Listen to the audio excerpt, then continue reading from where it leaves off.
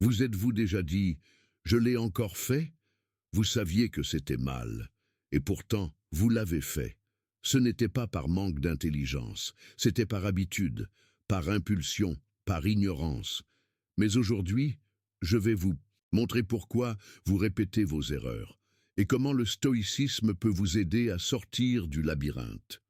Nul besoin d'une force surhumaine. Il vous suffit de comprendre ce que personne ne vous a appris jusqu'à présent. Si ce message vous a fait réfléchir, abonnez-vous dès maintenant. Ici, nous parlons vrai, sans filtre, et toujours avec la sagesse du stoïcisme. 1. Je vais vous dire quelque chose que vous ne voudrez peut-être pas entendre. Souvent, lorsque nous répétons les mêmes erreurs, nous nous attendons à ce que quelque chose change sans changer nous-mêmes. C'est comme tourner en rond, marcher, longtemps sans jamais avancer d'un pas. Et cela fait mal. Cela fait mal parce que nous nous sentons incapables, prisonniers d'un cycle sans issue. Mais voici la vérité stoïque. Ce cycle n'existe pas en dehors de vous, mais en vous. Ce n'est pas le monde, ni les circonstances qui vous font trébucher sur la même pierre. C'est vous qui choisissez de regarder, d'écouter et de réagir d'une certaine manière. C'est votre esprit qui, par habitude, se connecte à des pensées qui justifient les erreurs, évite les responsabilités et cherche des excuses.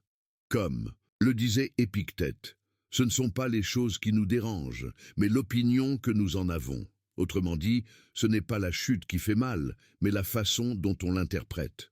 Peut-être ne voulez-vous pas entendre cela, car accepter d'avoir le pouvoir et la responsabilité de votre vie vous fait mal. Il est plus facile de blâmer le passé, les autres ou la malchance, mais la première étape pour cesser de répéter la même chose est de regarder en vous. Reconnaissez que vos pensées et vos croyances sont à l'origine de vos actions répétées. Imaginez une plante poussant avec des racines solides mais pourries. Peu importe la quantité d'eau ou de soleil que vous lui versez, elle continuera à porter des fruits amers. Il en va de même pour vos décisions. Si vous ne changez pas la racine, votre façon de penser, vous resterez prisonnier de la même erreur. Mais la bonne nouvelle, c'est que contrairement à la plante, votre esprit peut changer, grandir et guérir avec la pratique. Aujourd'hui, je vous invite à prendre un instant de réflexion et à vous demander « À quoi pensais-je » juste avant de commettre cette erreur? Que me dis-je pour me sentir à l'aise de recommencer? Dans le stoïcisme, cette pause est essentielle. Nous ne réagissons pas automatiquement. Nous observons attentivement le fonctionnement de notre esprit afin de pouvoir le modifier. C'est la porte ouverte pour sortir du cycle. Ce n'est pas facile, car cela demande du courage, mais c'est la seule voie possible. Si vous persistez à vous plaindre, vous continuerez à répéter la même histoire. Si vous choisissez d'affronter cette vérité, je vous assure que le changement commence aujourd'hui, dès maintenant. 2. Vous n'êtes pas vos erreurs, mais vous êtes vos habitudes. Après avoir compris que le problème ne réside pas dans le monde extérieur, mais dans notre façon d'interpréter et de réagir, nous en arrivons à un autre point fondamental. Nous ne sommes pas nos erreurs. C'est une chose que beaucoup oublient et qui engendre des souffrances inutiles. Une erreur n'est qu'un instant, un acte qui s'est produit, quelque chose que vous avez fait involontairement ou sans réfléchir. Mais commettre une erreur n'est pas être une erreur. Cependant, ce qui vous définit, c'est ce que vous faites sans cesse. Vos habitudes. Car les habitudes sont des actions répétées qui font partie intégrante de votre identité. Comme le disait le grand Sénèque, la vie n'est ni courte ni longue, mais elle est suffisamment longue pour que chacun puisse accomplir sa mission. Si cette mission est interrompue par les mêmes échecs constants, la racine réside dans les habitudes qui naissent de vos décisions quotidiennes. Voyez les choses ainsi. Si vous tombez de vélo une fois, vous n'êtes pas un mauvais cycliste. Mais si vous continuez à rouler sans apprendre à garder l'équilibre, vous prenez une habitude qui vous fait chuter. Le même phénomène se produit avec les décisions que vous prenez dans la vie. Vous n'êtes pas l'erreur commise hier, mais l'habitude qui vous pousse à la répéter aujourd'hui. C'est là que réside la grande promesse du stoïcisme. Vous avez le pouvoir de changer ces habitudes, étape par étape. car nul besoin d'une transformation miraculeuse du jour au lendemain. Il suffit d'un acte conscient aujourd'hui et d'un autre demain pour commencer à construire une nouvelle réalité. Épictète nous rappelle que la liberté réside dans le choix de nos actions et non dans le contrôle des circonstances. Si, face à une situation difficile, vous décidez d'agir différemment, avec calme et rationalité, ce nouveau comportement deviendra peu à peu une habitude, et cette habitude, une partie de vous-même. Et il ne s'agit pas d'être parfait, mais d'être meilleur qu'hier. Il s'agit d'observer ses pensées avant d'agir, de ne pas se laisser dominer par l'impulsion ou l'émotion, car l'habitude la plus puissante est celle qu'on ne voit pas, celle de bien penser. Alors, si vous voulez arrêter de répéter vos erreurs, ne combattez pas l'erreur elle-même. Combattez les habitudes qui la perpétuent. Cultivez de nouvelles habitudes, plus sages et plus vertueuses, qui vous rapprocheront de la vie que vous désirez, et non celles qui vous plongeront dans la frustration. Dans l'étape suivante, nous verrons que vous avez un pouvoir immense, même si vous ne le ressentez souvent pas, car comprendre cela est la prochaine étape importante pour sortir du cycle des erreurs. 3. Vous avez plus de pouvoir que vous ne le pensez. Après avoir compris que vous n'êtes pas vos erreurs, mais vos habitudes, et que ces habitudes se forment par des décisions quotidiennes, nous en arrivons à un point que beaucoup oublient. Vous avez plus de pouvoir que vous ne l'imaginez. Ce n'est pas une phrase motivante dénuée de sens, mais une vérité profonde du stoïcisme. Saviez-vous que vous avez la capacité de décider de votre réaction à chaque instant ? Même lorsque les choses semblent hors de contrôle, votre véritable pouvoir ne réside pas dans le contrôle du monde extérieur, qui sera toujours imprévisible, mais dans le contrôle de votre esprit, de vos pensées et de vos actions. Marc Aurèle, l'un des plus grands stoïciens, l'a clairement exprimé, « Le bonheur de votre vie dépend de la qualité de vos pensées ». Cela signifie que le pouvoir réside dans ce que vous vous autorisez à penser. Nous pensons souvent n'avoir aucun choix, être à la merci des circonstances, des émotions ou des autres. Mais le stoïcien voit les choses différemment.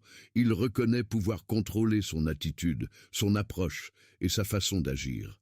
Imaginez par exemple que vous rencontrez un problème au travail, une situation qui vous perturbe ou vous frustre. Vous pouvez réagir par la colère, la plainte ou la peur. Ou vous pouvez vous arrêter un instant, respirer et choisir d'agir calmement et clairement. Ce pouvoir n'est ni magique ni réservé à quelques privilégiés. Il est à votre disposition à chaque instant. C'est un pouvoir silencieux, que nous ignorons parfois tant le bruit du monde et de nos émotions est intense. Mais si vous apprenez à vous écouter, à vous observer, vous découvrirez que vous détenez la clé pour changer de cap. Épictète nous a appris que personne ne peut nous faire du mal sans notre consentement. C'est là le véritable pouvoir. Personne, ni la critique, ni l'échec, ni l'erreur, ne peut vous nuire à moins que vous ne le leur permettiez avec vos pensées et vos émotions. Alors, si vous vous sentez pris au piège d'un cycle d'erreurs, ne vous considérez pas comme une victime. Considérez qu'il existe en vous une force que vous n'avez pas encore pleinement exploitée. Cette force est votre raison, votre volonté et votre attention. C'est la base pour commencer à transformer votre vie, reconnaître et revendiquer ce pouvoir qui a toujours été là, mais que nous avons parfois oublié ou sous-estimé. Maintenant, que vous savez que vous avez ce pouvoir, la question suivante est, l'utilisez-vous ou le gaspillez-vous en vous laissant dominer par de vieilles habitudes et émotions? Cela nous amène à réfléchir à l'attachement que nous entretenons à ces erreurs et à la difficulté de les abandonner. Est-ce que cela vous semble clair? Cliquez sur « S'abonner » et activez la cloche. Chaque semaine, nous mettons en ligne du contenu qui vous aidera à vivre avec plus de clarté et moins d'erreurs. 4. Attachement aux erreurs. Pourquoi avons-nous tant de mal à nous en débarrasser? Maintenant que nous savons que vous avez le pouvoir de changer et que vous n'êtes pas vos erreurs, une question essentielle se pose. Pourquoi répétons-nous sans cesse les mêmes erreurs? La réponse réside dans l'attachement. Et je ne parle pas seulement d'attachement physique, mais aussi d'attachement mental et émotionnel. L'attachement est une force puissante qui maintient nos vieilles habitudes en vie, même lorsque nous savons qu'elles sont néfastes. C'est comme un aimant invisible qui nous attire vers ce qui nous est familier, vers ce qui nous est confortable, même lorsque ce confort est rempli de frustration et de douleur. Sénèque, un autre grand maître stoïcien, nous disait que nous préférons souvent le mal connu au bien inconnu, car le familier, même s'il est mauvais, nous procure un faux sentiment de sécurité. Cela explique pourquoi il nous est si difficile de nous défaire de ces habitudes qui nous font trébucher sans cesse. Derrière cet attachement se cache la peur, peur du changement, peur de l'inconnu, peur de se confronter à soi-même sans excuse ni justification. Les erreurs deviennent une zone de confort, car elles nous empêchent d'assumer de véritables responsabilités, ou parce que nous pensons que sans elles, notre vie perdrait tout sens. Mais voici le paradoxe stoïcien. Pour être libre, il faut rompre cet attachement. La liberté ne consiste pas à faire toujours la même chose, mais à choisir consciemment, à abandonner ce qui nous fait mal pour faire place à la nouveauté. Marc Aurèle disait que la nature nous a donné la raison de nous libérer de ces liens intérieurs, de ne plus être esclaves de nos désirs ou de nos peurs. Imaginez ceci. Vous portez un sac à dos rempli de pierres, chaque pierre représentant une erreur que vous avez commise. Tant que vous continuerez à porter ce sac à dos, marcher sera lent et douloureux. Lâcher prise ne signifie pas effacer le passé, mais plutôt choisir d'avancer avec légèreté. La difficulté n'est pas de lâcher prise, mais de comprendre que c'est vous qui décidez quand et quoi lâcher prise. Personne ne peut le faire. À votre place. La première étape consiste donc à reconnaître cet attachement et à l'accepter sans jugement. Ce n'est qu'en voyant clairement ce qui vous lie que vous pourrez commencer à vous libérer. Cela nous amène à une vérité fondamentale du stoïcisme. On ne peut pas contrôler ce qui nous arrive, mais on peut contrôler la façon dont on y fait face. L'attachement est un choix, et comme tout choix, on peut le changer. Dans le sujet suivant, nous explorerons comment entraîner votre esprit à se détacher consciemment et à créer de nouveaux chemins qui ne reposent pas sur la répétition des erreurs. 5. Le pouvoir de l'observation. S'arrêter pour changer. Après avoir reconnu que l'attachement aux erreurs nous maintient prisonniers et que nous avons le pouvoir de choisir, l'étape suivante consiste à apprendre à nous observer en pleine conscience et sans jugement. Cela peut paraître simple, mais c'est une pratique profonde que les stoïciens valorisaient grandement. Imaginez que vous regardez un film, mais que cette fois, le film, c'est vous. Vous n'êtes pas l'acteur pris dans l'intrigue, mais le spectateur qui observe chaque action, chaque pensée, chaque réaction. Cette distance créée par l'observation vous permet de prendre conscience de ce que vous faites, et surtout de la raison pour laquelle vous le faites. Épictète a enseigné que ce n'est pas ce qui vous arrive qui compte, mais la façon dont vous y réagissez. Pour mieux réagir, il faut d'abord comprendre clairement ce qui se passe en vous, quelles pensées vous ont conduit à cette erreur, quelles émotions sont présentes juste avant que vous ne la répétiez. Existe-t-il un schéma récurrent? Cette observation consciente est le début de la transformation, car sans voir, on ne peut pas changer. Nous agissons souvent en pilote automatique, répétant les mêmes habitudes sans réfléchir. Mais en prenant le temps d'observer, on brise ce cycle automatique. Imaginez un enfant qui apprend à faire du vélo. Au début, il se concentre sur chaque mouvement, veillant à ne pas tomber. Cette attention lui permet de corriger son équilibre et d'avancer. Avec le temps, l'attention devient une habitude et le vélo devient plus facile à utiliser. Il en va de même pour votre esprit. Au début, vous devez vous entraîner à l'observation consciente pour ensuite transformer cette attention en nouvelles habitudes.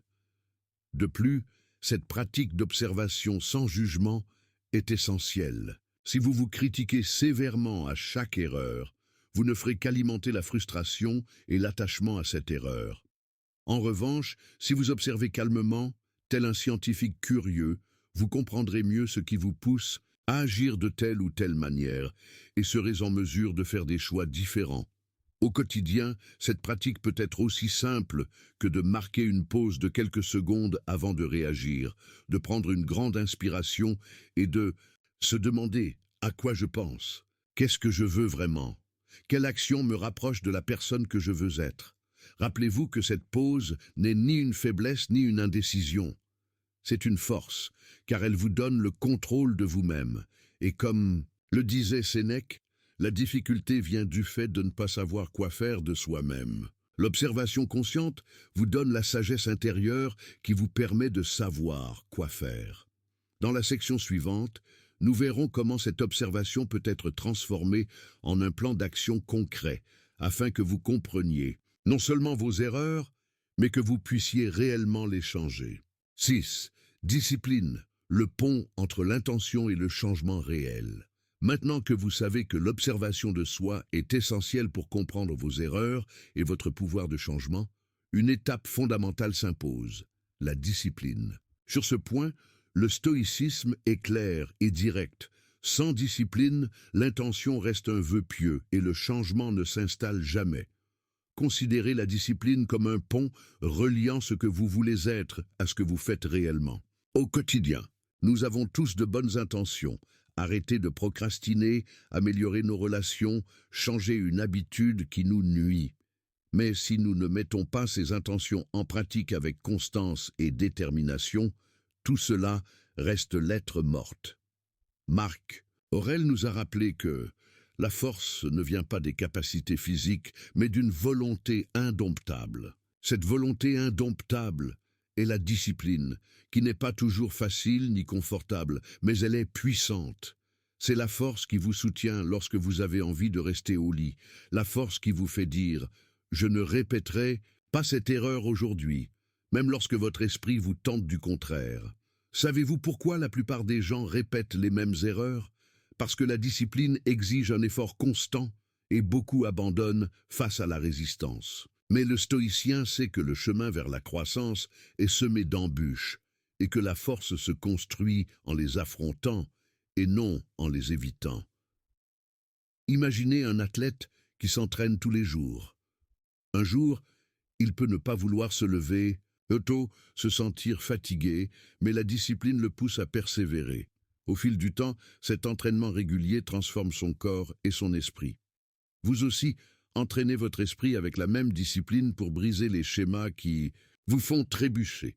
La bonne nouvelle, c'est que la discipline ne signifie pas être dur ou rigide avec soi-même. C'est plutôt un engagement bienveillant envers soi-même. C'est comprendre que chaque petit effort compte et que chaque fois que vous choisissez d'agir intentionnellement, vous construisez un avenir différent. Voici une pratique stoïcienne, très puissante. Préparation mentale quotidienne, chaque matin. Prenez quelques minutes pour vous souvenir de votre objectif. Imaginez les moments où vous pourriez retomber dans vos vieilles habitudes et décidez à l'avance comment vous réagirez différemment. Ce simple geste renforce votre discipline, car il entraîne votre esprit à anticiper et à résister aux tentations. Sénèque nous a appris que ce n'est pas que nous manquons de temps, mais que nous en perdons beaucoup. La discipline, c'est profiter de chaque instant pour vivre avec un but, pour éviter de répéter les erreurs dues au manque d'attention ou de volonté. Si vous commencez à cultiver cette discipline aujourd'hui, vous verrez que petit à petit, les erreurs perdent leur pouvoir sur vous et que votre vie commence à changer, non pas par hasard, mais par choix conscient. Dans la section suivante, nous explorerons comment l'acceptation stoïque vous aide à avancer sans tomber dans le désespoir lorsque vous trébuchez inévitablement. 7. Accepter ses erreurs sans culpabiliser, l'art d'avancer sans désespérer. Après avoir compris l'importance de la discipline pour le changement, vient un aspect essentiel que beaucoup de gens oublient. Accepter que vous ferez des erreurs en cours de route et le faire sans céder à la culpabilité ou au désespoir. Le stoïcisme nous enseigne que la vie est imparfaite, et nous aussi. Il n'existe pas d'être humain qui ne trébuche, ne tombe ou ne fasse des erreurs. Mais la différence réside dans notre façon de réagir à ces moments. Vous êtes-vous déjà demandé pourquoi, après une chute, certains se relèvent plus fort, tandis que d'autres sombrent dans la culpabilité et le découragement? Pour le stoïcien, la culpabilité est un fardeau inutile. C'est comme porter un sac à dos rempli de pierres, mais dans ce cas, les pierres sont des émotions négatives qui ne font qu'empêcher d'avancer.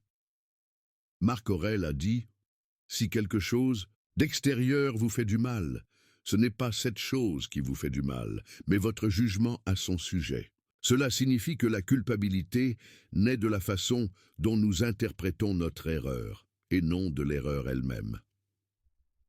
Accepter ces erreurs sans culpabilité ne signifie pas les justifier ni les répéter, mais plutôt reconnaître qu'elles font partie du processus d'apprentissage. Cela revient à se dire « Oui, j'ai échoué, mais je peux apprendre et m'améliorer ». Cette acceptation est un acte de compassion envers soi-même qui permet de se libérer du poids de la culpabilité et d'avancer. Imaginez que vous apprenez à nager. Tomber à l'eau fait partie de l'apprentissage. Si vous vous culpabilisez à chaque chute, l'expérience sera amère et vous aurez envie d'abandonner. Mais si vous acceptez que tomber est normal et que vous utilisez chaque chute pour mieux comprendre comment flotter, vous progresserez plus vite et avec moins de souffrance. Cette approche vous aide également à éviter le désespoir, ce sentiment paralysant qui vous dit « je ne changerai jamais ».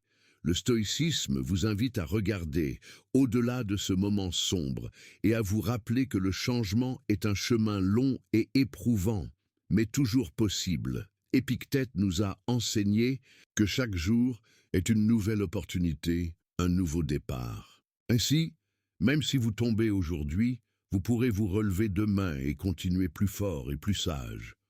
Ne vous jugez pas sur vos erreurs. Jugez seulement si vous choisissez d'en tirer des leçons ou non. Accepter sans culpabilité signifie prendre le contrôle de ses émotions, ne pas laisser l'erreur vous définir ou vous priver de votre paix intérieure. Ainsi, au lieu de répéter le cycle négatif, vous commencez à construire un cycle de croissance. Dans le prochain sujet, nous verrons comment utiliser la réflexion quotidienne pour transformer chaque erreur en une leçon puissante et éviter qu'elle ne se reproduise. Est-ce que cela vous semble clair? Cliquez sur s'abonner et activez la cloche. Chaque semaine, nous mettons en ligne du contenu qui vous aidera à vivre avec plus de clarté et moins d'erreurs. E8. Réflexion quotidienne. Transformer chaque erreur en sagesse. Après avoir appris à accepter les erreurs sans les blâmer, vient une pratique fondamentale pour grandir. La réflexion quotidienne. Pour un stoïcien, la vie ne se résume pas à vivre, mais à vivre en pleine conscience et à apprendre de chaque expérience, en particulier de ses erreurs. La réflexion est comme un miroir qui vous montre clairement ce que vous avez fait, comment vous avez réagi et ce que vous pouvez améliorer. Il ne s'agit pas d'un jugement sévère ni d'un reproche, mais plutôt d'une observation honnête et bienveillante de vous-même. Cette pratique quotidienne vous permet de transformer chaque échec en opportunité de grandir et d'éviter de le répéter. Imaginez que chaque soir, avant de vous coucher, vous preniez quelques minutes pour faire le point sur votre journée. Vous repensez aux décisions que vous avez prises, aux erreurs que vous avez commises, et vous vous demandez « Que puis-je en tirer? Comment puis-je agir différemment demain ?» Cette simple routine change votre perception des erreurs, car elles cessent d'être une défaite et deviennent une leçon. Marc Aurèle, dans son Méditation, il consacrait du temps à cette réflexion quotidienne. Il ne se punissait pas pour ses échecs, mais les utilisait comme guide pour s'améliorer le lendemain. C'est l'essence même du stoïcisme, s'améliorer continuellement, lentement, mais sûrement. De plus, cette réflexion vous aide à maintenir la discipline évoquée précédemment. Lorsque vous identifiez clairement vos erreurs, vous pouvez planifier les corrections.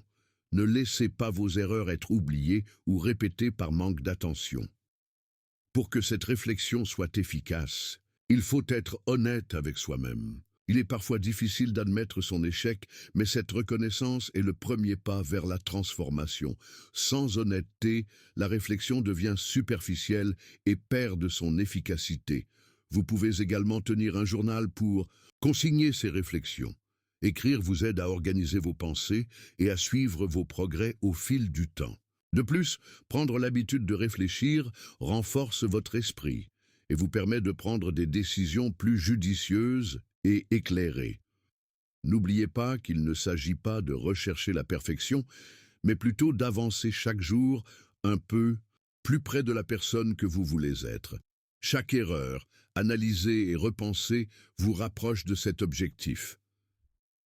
Dans la section suivante, nous explorerons comment rester motivé et ne pas abandonner lorsque les choses se compliquent, afin que ce processus de changement dure.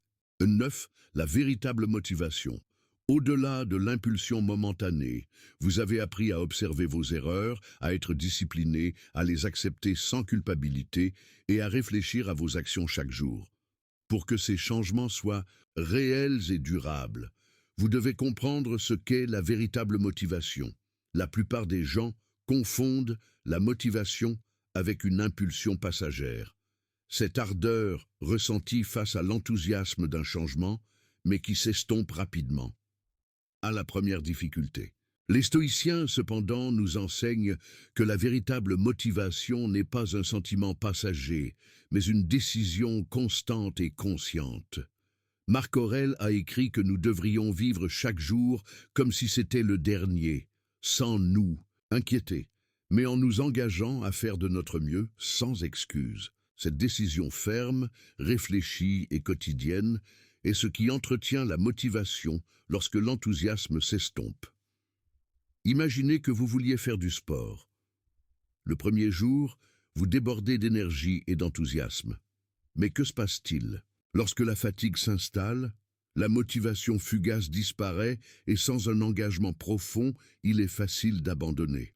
La véritable motivation, celle que cultivent les stoïciens, consiste à se lever quand même si on n'en a pas envie, car on sait que cet effort nous rapproche de notre objectif qui correspond à nos valeurs et à notre raison d'être. Ce type de motivation se construit en reliant vos actions à votre identité. Vous ne faites pas de sport uniquement pour être beau, mais parce que vous prenez soin de votre corps et de votre esprit. Vous n'évitez pas les erreurs uniquement pour éviter la souffrance, mais parce que vous cherchez à grandir et à vivre avec intégrité. De plus, la motivation stoïque repose sur le contrôle interne. Vous ne dépendez ni des circonstances extérieures, ni de l'approbation d'autrui. Vous décidez chaque jour du type de personne que vous voulez être, indépendamment de ce qui se passe à l'extérieur. Cela vous confère une force inébranlable, car vous savez que le pouvoir de changer réside en vous et non dans une humeur passagère. Si jamais vous avez envie d'abandonner, souvenez-vous des paroles d'Épictète. Ce n'est pas ce qui vous arrive qui compte, mais la façon dont vous réagissez. La véritable motivation vient lorsque vous comprenez que vous choisissez comment réagir et que ce choix conscient est ce qui vous maintient sur le chemin du changement. Dans la section suivante, nous verrons comment créer un environnement favorable pour maintenir cette motivation et éviter de retomber dans de vieux schémas. 10. L'environnement. Comment il influence et comment le maîtriser? Vous avez déjà compris que la véritable motivation est une décision intérieure et consciente, née d'un engagement envers soi-même et non d'impulsions passagères. Mais examinons maintenant un autre facteur fondamental qui influence grandement votre capacité à répéter vos erreurs ou à réellement changer: votre environnement. Le stoïcisme nous enseigne que, même si nous ne pouvons pas tout contrôler, nous pouvons choisir notre relation avec lui. Cependant, il est impossible d'ignorer que l'environnement qui nous entoure influence nos habitudes, nos décisions et nos émotions. Si votre environnement est rempli de tentations, de distractions ou de personnes qui ne favorisent pas votre développement, il sera beaucoup plus difficile de maintenir la discipline et la motivation dont nous avons déjà parlé. Imaginez que vous essayez d'abandonner une mauvaise habitude, comme fumer ou procrastiner, mais que vous êtes chaque jour entouré de personnes qui le font ou de situations qui vous tentent constamment. C'est comme nager à contre-courant. Vous pourriez y parvenir, mais vous dépenseriez beaucoup plus d'énergie et il serait facile d'abandonner. Par conséquent, Une étape clé pour briser le cycle des erreurs est de créer un environnement favorable. Cela ne signifie pas que vous devez vous isoler ou changer complètement votre monde, mais plutôt être stratégique et conscient de ce que vous autorisez autour de vous. Vous pouvez, par exemple, éviter les lieux, les personnes ou les activités qui, vous le savez, déclenchent ces vieilles habitudes. Ou vous pouvez vous entourer de personnes qui partagent vos valeurs et vous inspirent à vous améliorer. Les stoïciens, comme Sénèque, accordaient une grande importance à la compagnie sage. Ils savaient qu'un bon entourage est un puissant outil de transformation. Lorsqu'on est entouré de personnes qui nous rappellent notre engagement et s'efforcent également de s'améliorer, il est plus facile de maintenir le cap et de résister aux tentations. De plus, contrôler votre environnement implique également la façon dont vous utilisez votre temps et les habitudes que vous cultivez au quotidien. Créer des routines claires, des moments de réflexion et des espaces sans distraction sont comme des forteresses qui protègent votre esprit et vous permettent d'avancer sans trébucher. Il ne s'agit pas d'attendre qu'un monde parfait change, mais plutôt d'être conscient de la façon dont votre environnement vous influence et d'utiliser cette conscience pour prendre des décisions qui vous aident à éviter de répéter les erreurs. En maîtrisant votre environnement, vous rendez le chemin du changement moins tortueux et plus naturel. Ainsi, la discipline, la motivation et la réflexion que nous avons observées s'installent plus facilement et deviennent votre mode de vie. Dans le prochain sujet, je vous apprendrai à gérer les émotions qui surgissent lorsque vous faites face à ces défis et comment les empêcher de vous dominer. 11. Gérer ses émotions. La clé pour ne pas être esclave de ses impulsions. Vous avez déjà compris comment votre environnement peut favoriser ou freiner votre progression, et que la véritable motivation naît d'une décision intérieure, ferme. L'un des plus grands défis pour éviter de reproduire ces erreurs est d'apprendre à gérer ses émotions.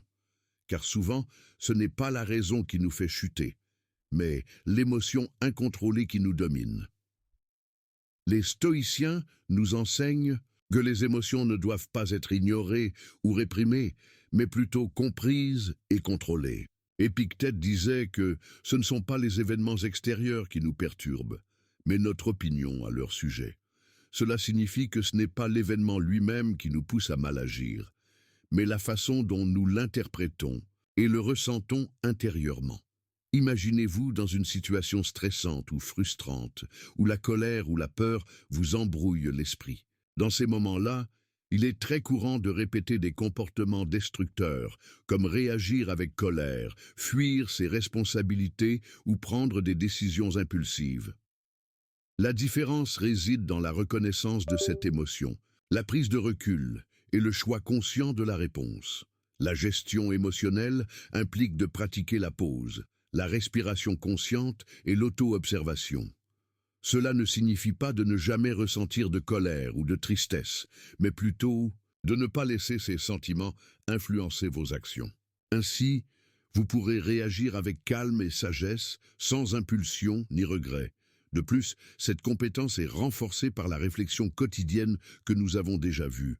En analysant vos réactions passées, vous identifiez les schémas émotionnels qui vous conduisent à commettre des erreurs.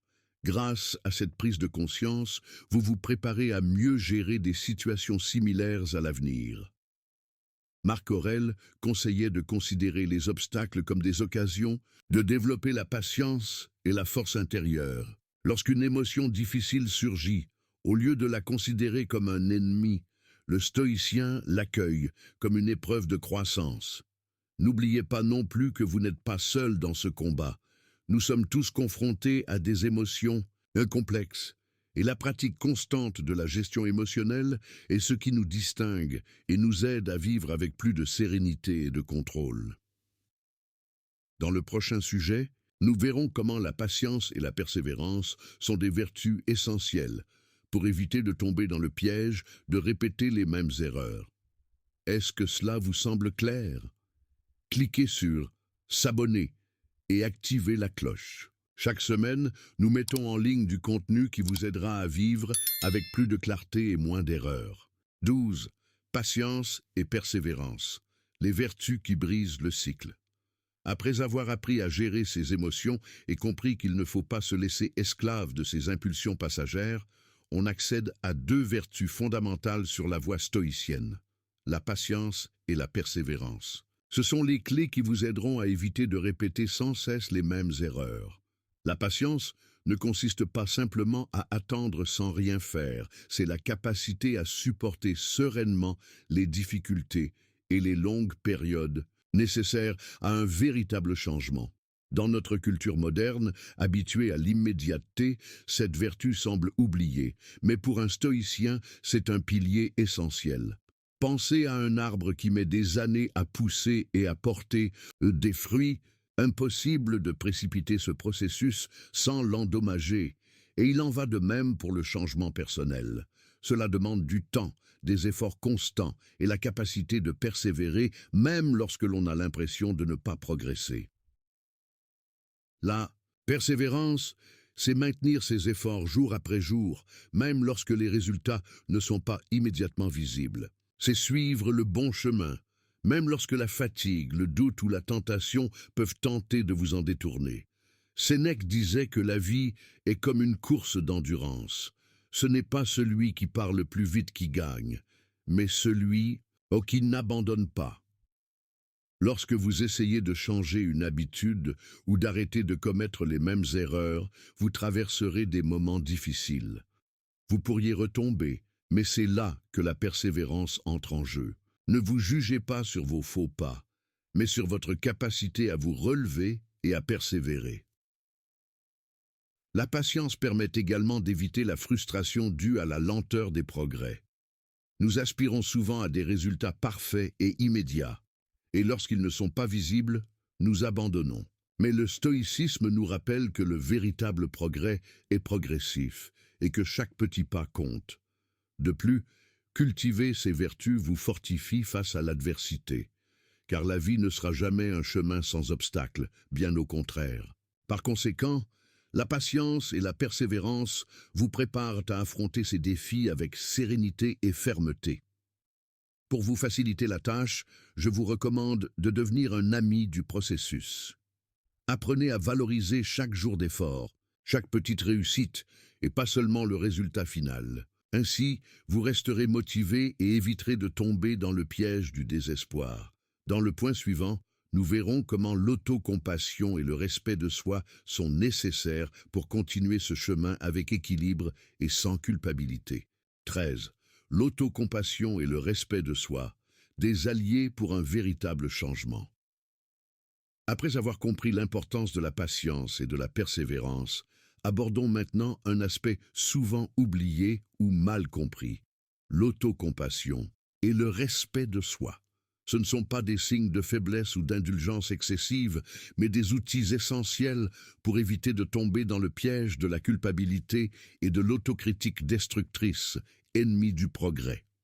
Le stoïcisme nous enseigne que nous sommes humains et que de ce fait, les erreurs et les échecs sont inévitables. Marc Aurèle lui-même, l'un des grands maîtres stoïciens, se rappelait quotidiennement d'être patient envers lui-même, car la perfection ne se trouve pas dans ce monde, mais dans la quête constante de l'amélioration. En répétant sans cesse les mêmes erreurs, nous nous jugeons souvent sévèrement, nous nous punissons intérieurement et nous sombrons dans la frustration ou une faible estime de soi. Cela crée un cercle vicieux où la culpabilité nous paralyse et nous empêche de changer. Nous devons plutôt apprendre à nous traiter avec respect et compréhension, comme nous le ferions avec un ami qui peine à s'améliorer. L'autocompassion ne signifie pas excuser nos erreurs ni céder à la paresse, mais plutôt reconnaître que le chemin vers la croissance est un processus ardu. Cela signifie accepter nos imperfections, en tirer des leçons et avancer avec une force renouvelée. De plus, en cultivant le respect de soi, vous établissez une norme intérieure qui empêche les échecs de vous définir, ni les difficultés de vous faire dérailler. Vous devenez plus fort intérieurement. sachant que votre valeur ne dépend pas de vos succès ou échecs passagers, mais de votre capacité à vous relever et à persévérer. Un exercice pratique recommandé par les stoïciens est la réflexion en quotidienne. À la fin de la journée, examinez sans jugement ce que vous avez bien fait et ce que vous pouvez améliorer demain. Non pas pour vous punir, mais pour grandir en amour-propre et en sagesse. Cette attitude vous aide également à ne pas abandonner lorsque vous trébuchez, car vous savez que le changement n'est pas linéaire et que chaque pas, même ceux qui semblent être un pas en arrière, fait partie de votre évolution. Dans le sujet suivant, nous verrons comment visualiser l'avenir et se concentrer sur le présent peut vous aider à maintenir la clarté et la détermination afin de ne pas répéter les mêmes erreurs. 14. Visualiser le futur sans perdre de vue le présent. Après avoir exploré l'autocompassion et le respect de soi, nous abordons un autre point fondamental que les stoïciens pratiquaient avec une grande sagesse. L'importance de visualiser l'avenir pour se motiver, sans pour autant perdre le contrôle et se concentrer sur le présent. C'est essentiel pour éviter de répéter les mêmes erreurs. Imaginez que vous êtes sur un bateau, voguant en pleine mer. L'avenir est la destination que vous souhaitez atteindre, votre port sûr. Mais le présent est le moment précis où vous devez prendre les bonnes décisions pour maintenir le cap et avancer. Si vous vous perdez dans vos rêves de destination sans regarder le gouvernail et les voiles dans le présent, vous risquez de vous retrouver dans des situations inattendues. Les stoïciens recommandaient d'imaginer un avenir idéal, ce que serait votre vie si vous surmontiez ces comportements néfastes, si vous atteigniez cette version améliorée de vous-même. Cette visualisation agit comme un guide pour vous guider dans les moments de confusion ou de faiblesse. Mais voici la clé. Ne vous accrochez pas à cette image comme si elle était déjà acquise, mais servez-vous-en pour vous inspirer à bien agir maintenant dans le présent. Marc Aurèle disait que nous devrions vivre chaque jour comme si c'était le dernier, car le présent est la seule chose que nous possédons véritablement et c'est là que se forge notre destin. Si vous laissez votre esprit vagabonder entre les regrets du passé et les inquiétudes concernant l'avenir, vous vous éloignez de la bonne action que vous pouvez entreprendre maintenant. Par conséquent, visualiser l'avenir ne devrait pas générer d'anxiété ni d'évasion, mais plutôt de motivation et de responsabilité. En imaginant cet avenir meilleur, vous vous engagez à agir dès aujourd'hui, à prendre des décisions conscientes qui vous rapprochent de cet idéal, sans laisser les erreurs passées vous définir, ni les doutes paralyser votre progression. 2. Plus, cette pratique vous aide à briser le cycle des erreurs répétées, car vous maintenez une boussole intérieure claire. Vous savez où vous voulez aller et comprenez que chaque action, aussi petite soit-elle, compte pour y parvenir. Un exercice simple consiste à fermer les yeux et à vous projeter dans un futur proche, où vous aurez surmonté ce comportement qui vous blesse. Visualisez ce que vous ressentez, votre image dans le miroir, vos interactions avec les autres. Puis ouvrez les yeux et demandez-vous, que puis-je faire aujourd'hui, maintenant, pour avancer vers cette réalité ? N'oubliez pas que la clé est l'équilibre. Visualiser avec un objectif et agir avec présence. Dans le dernier point, nous relirons tout ce que nous avons vu et vous montrerons comment intégrer ces leçons afin que vous ne restiez pas coincés dans la même erreur. 15. Intégrer la sagesse stoïcienne. Vivez consciemment pour ne pas répéter les mêmes erreurs. Nous avons atteint l'aboutissement de notre parcours. Maintenant que nous avons appris à gérer nos émotions, à être patients et persévérants, à nous traiter avec respect et à envisager un avenir clair sans perdre de vue le présent, il est temps d'intégrer tout cela dans un seul et même chemin, une vie consciente et un engagement quotidien vers un véritable changement. Les stoïciens nous enseignent que la répétition des erreurs résulte souvent de l'inconscience, d'un comportement automatique. Vivre consciemment signifie se réveiller chaque jour avec une attention totale, observant nos pensées, nos émotions et nos actions avec sagesse. Imaginez que vous êtes un jardinier qui s'occupe de son jardin. Si vous plantez des graines sans Observez leur croissance, sans désherber ni arroser, le jardin ne s'épanouira pas. Le même phénomène se produit avec notre esprit et nos habitudes. Sans cette vigilance constante, vous retomberez dans les mêmes schémas sans vous en rendre compte. Vivre en pleine conscience ne signifie pas viser la perfection, mais plutôt être présent dans le processus, comprendre pourquoi on agit d'une certaine manière et choisir délibérément de réagir différemment. Cela signifie accepter que la vie est une école de pensée et que chaque erreur est une leçon qui nous rapproche de la sagesse. Cet engagement quotidien est le véritable secret pour briser le cycle de la répétition.